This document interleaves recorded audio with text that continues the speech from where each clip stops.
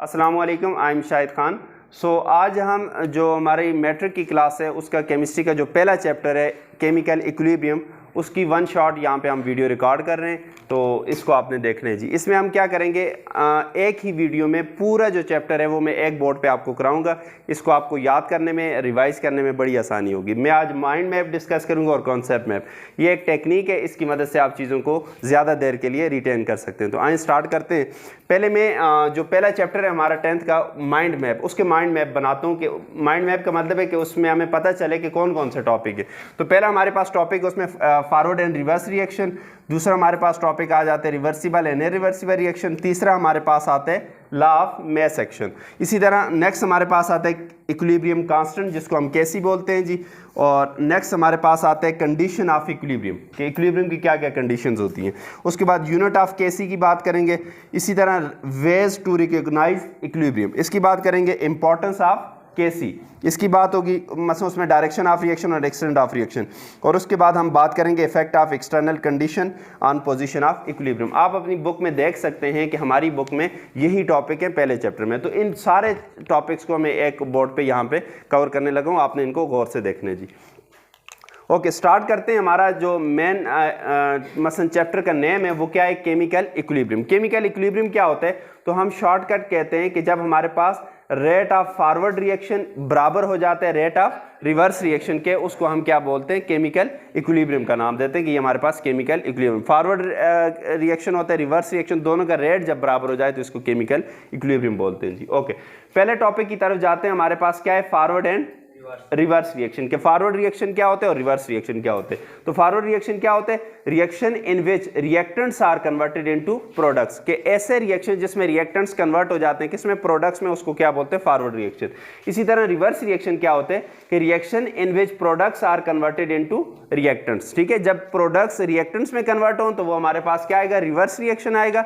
और जब हमारे पास रिएक्टेंट्स जो हैं प्रोडक्ट में कन्वर्ट हो उसको हम क्या बोलेंगे, फॉरवर्ड रिएक्शन। ये हमारा पहला टॉपिक था जी।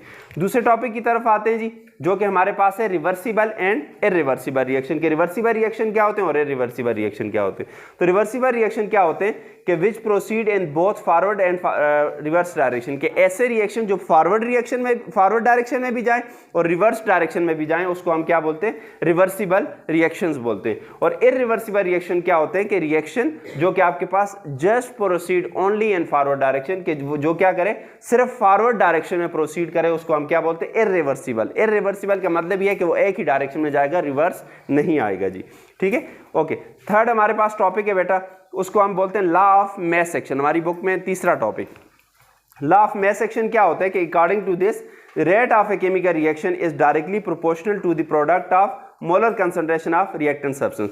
कि ये जो हमारे पास है लॉ ऑफ मास एक्शन, यह हमें क्या बताता है, यह हमें बताता है कि रेट ऑफ रिएक्शन और जो कंसंट्रेशन ऑफ रिएक्टेंट्स हैं उसके दरमियान एक रिलेशन बताते हैं। ये बताते हैं कि रेट ऑफ रिएक्शन उतना ज़्यादा होगा जितनी मोलर कंसंट्रेशन ऑफ रिएक्टेंट्स जितने ज़्यादा होंगे। ठीक है, कि rate of a chemical reaction is directly proportional, direct relation है। ठीक है, directly proportional to the product of molar concentration of reactant substance. ठीक है, जो मोलर कंसंट्रेशन रिएक्टेंट सब्सटेंस उसकी प्रोडक्ट्स के डायरेक्टली प्रोपोर्शन होगा, उसको हम क्या बोलेंगे, लॉ ऑफ मास एक्शन जी। नेक्स्ट हमारे पास टॉपिक है, फोर्थ नंबर पे आ जाते हैं, उसको बोलते हैं इक्विलिब्रियम कांस्टेंट, या जिसको आप क्या बोलते हो, केसी बोलते हो जी। इक्विलिब्रियम कांस्टेंट या केसी, ये क्या होती है, ये हमारे पास एक रेशियो होती है। किसकी रेशियो होती है, प्रोडक्ट्स डिवाइडेड बाय रिएक्टेंट्स। और जो प्रोडक्ट्स है मसलन एक से ज्यादा है तो उनका आपस में क्या होगा, वो मल्टीप्लाई करेंगे। जाहिर है प्लस माइनस तो कुछ भी नहीं होता ना। कि केसी की एक्सप्रेशन आपको याद हो तो फिर हम इसकी डेफिनेशन बड़े आसानी से कर लेते हैं। क्या होती है केसी की एक्सप्रेशन, ऊपर क्या होता है, शाबाश, प्रोडक्ट होते हैं जी, और नीचे क्या होते हैं, रिएक्टेंट्स होते हैं ना।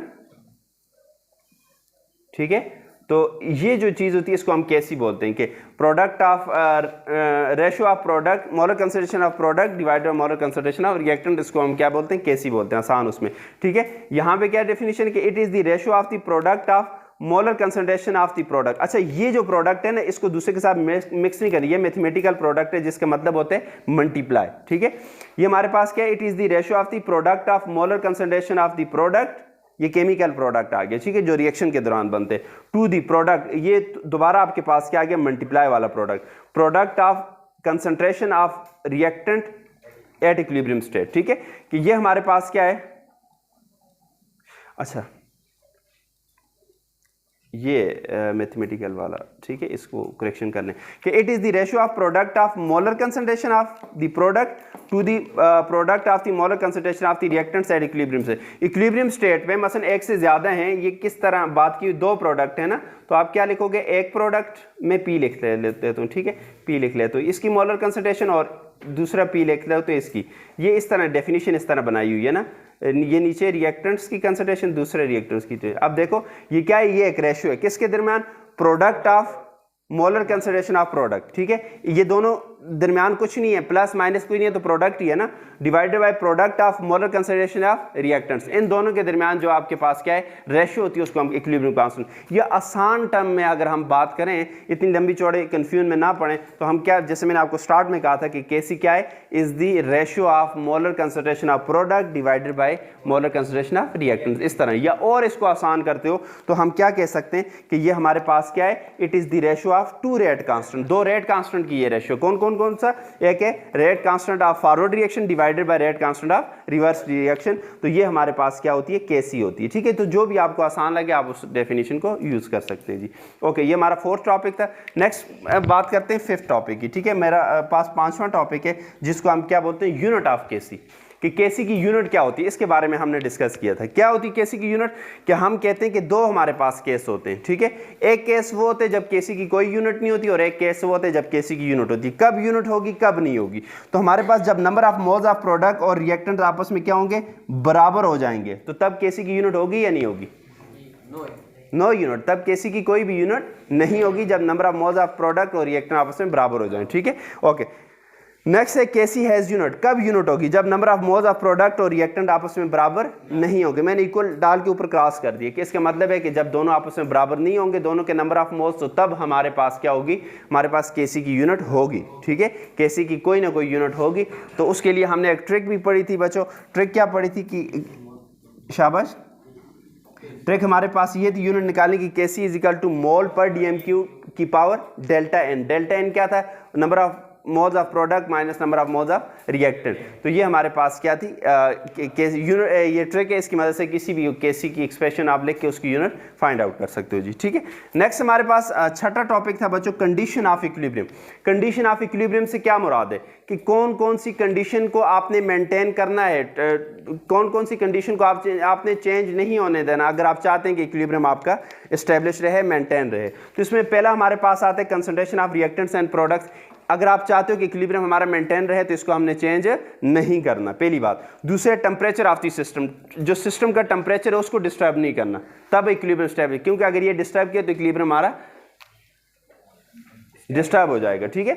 नेक्स्ट क्या है, प्रेशर ऑफ द सिस्टम, उसके बाद वॉल्यूम ऑफ द सिस्टम, और लास्ट में हमारे पास क्या है, कैटालिस्ट। ये पांच कंडीशंस होती हैं जो हमारे पास क्या होती हैं, किसी इक्विलिब्रियम को स्टेब्लिश करने के लिए ये कांस्टेंट रखी जाती हैं। अगर इनको कांस्टेंट नहीं रखोगे, ये चेंज होंगी, तो हमारे पास इक्विलिब्रियम जो है वो डिस्टर्ब हो जाएगा। ओके, नेक्स्ट चलते हैं हमारे पास, नेक्स्ट हमारा टॉपिक है बच्चों, वेज टू रिकॉग्नाइज इक्विलिब्रियम। हम इक्विलिब्रियम को रिकॉग्नाइज कैसे करते हैं, सातवां टॉपिक है, कैसे हमें पता चलता है इक्विलिब्रियम स्टेब्लिश हुआ है कि नहीं। तो दो मेथड होते हैं हमारे पास, एक होते हैं फिजिकल मेथड और एक क्या होते हैं, केमिकल मेथड।